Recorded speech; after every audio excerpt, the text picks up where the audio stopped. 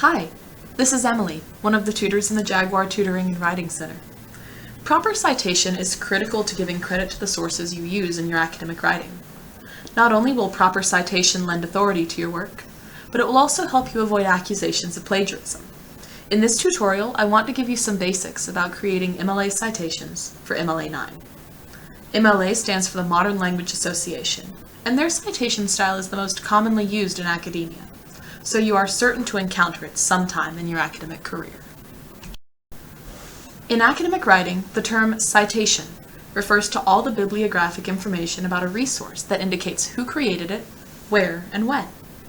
By providing this information, you give credit to the original author, help your readers find them if necessary, and lend credibility to your own work.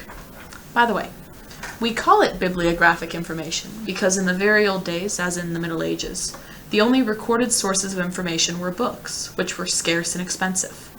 Though today we have resources in many different formats, we still use the terms bibliography or bibliographic, and all types of citations are rooted in the book.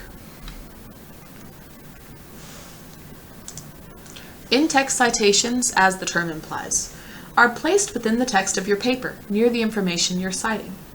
Most commonly, this will be at the end of the sentence, with the punctuation coming after the citation. However, if the sentence is long or includes information from different sources, an in-text citation might be placed within the sentence. Common sense and ethics should determine when you need to document your sources.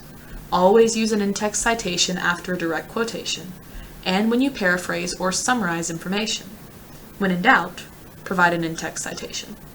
However, you do not need to give sources for familiar proverbs or sayings, well-known quotations, or common knowledge. For example, you can expect that your readers know that George Washington was the first president of the United States. For a basic MLA in-text citation, you will provide the last name of the author of the resource and the page or paragraph number where the information can be found. The in-text citation should be enclosed in parentheses, and there should be no commas. There may be some variations depending on the type of resource you are using in your research. Every resource cited in your text should also be listed on your Works Cited page. So the rule of thumb is to use the first word from the corresponding entry on your Works Cited page. Also note that an in-text citation is part of your sentence, so any punctuation should follow the closing parentheses. Here is what a basic MLA 9 in-text citation should look like.